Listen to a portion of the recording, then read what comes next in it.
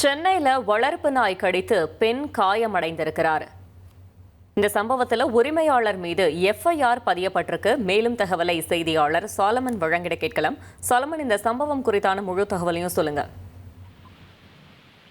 சென்னை ஆரேபுரம் குட்டி கிராமணி தெருவை சேர்ந்தவர் உமாராணி. இவர் ராஜா அண்ணாமலைபுரத்தில் இருக்கக்கூடிய தனியார் மருத்துவமனையில தூய்மை பணியாளராக பணியாற்றி வருகிறார்.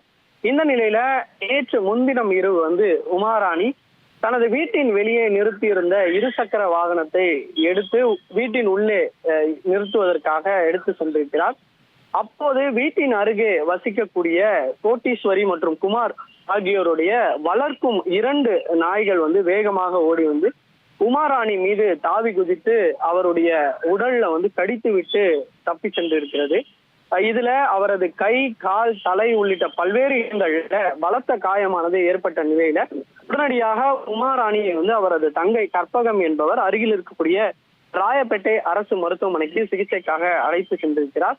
அங்கு அவர் உள்நோயாளியாக சிகிச்சை பெற்று வரக்கூடிய நிலையில இது குறித்து பாதிக்கப்பட்ட உமாராணி அபிராமபுரம் காவல் நிலையத்துல புகாரின் பேர்ல நாயினோட உரிமையாளரான குமார் மற்றும் கோட்டீஸ்வரி ஆகிய தம்பதியினர் மீது போலீசார் வழக்கு பதிவு செய்திருக்கிறார்கள். இருவரையும் காவல் நிலையத்திற்கு அழைத்து சென்று விசாரணையும் மேற்கொண்டு வருகிறார்கள்.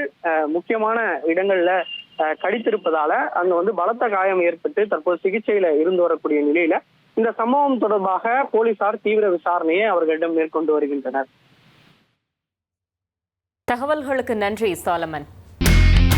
இனி செல்லும் இடமெல்லாம் செய்தி. தந்தி டிவியின் வாட்ஸ்அப் சேனலை ஃபாலோ பண்ணினா செல்ல இருக்கும் இடமெல்லாம் செய்தி. இதோ QR கோட் இப்பவே ஸ்கேன் பண்ணுங்க, ஃபாலோ பண்ணுங்க.